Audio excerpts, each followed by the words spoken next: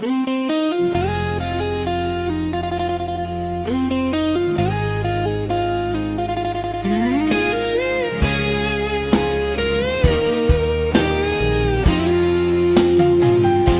ยนคำบรรยาย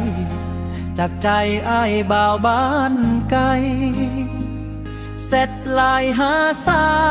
วน้องเยาว์ผู้งามผุดพองสาวบ้านกองหังมนต์ขังเสน่ห์งามยองที่สายไม้ปอง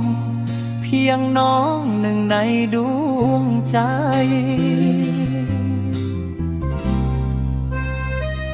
คิดฮอดสามวัย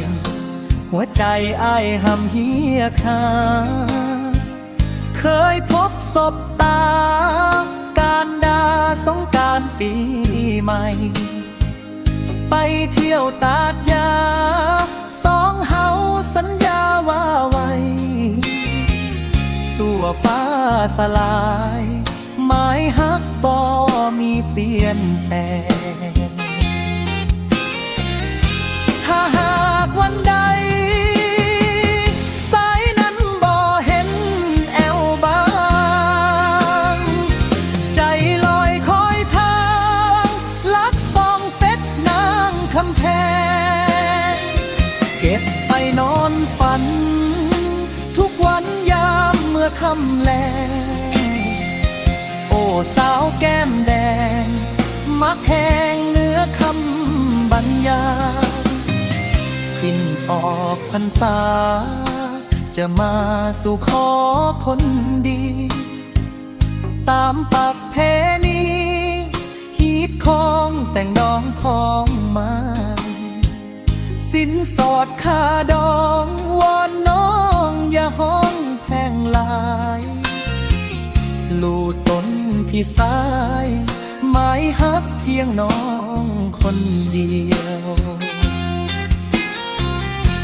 ถ้าหากวันใดสายนั้นบ่เห็นแอวบางใจลอยคอยทา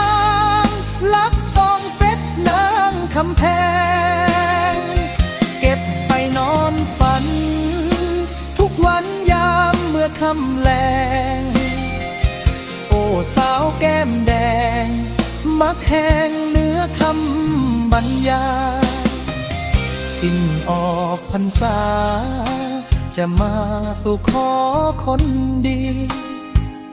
ตามปักเพณีฮีดของแต่งดองของไม้สินสอดค่าดองวอนน้องอย่าห้องแพงลายลู่ต้นพี่สาย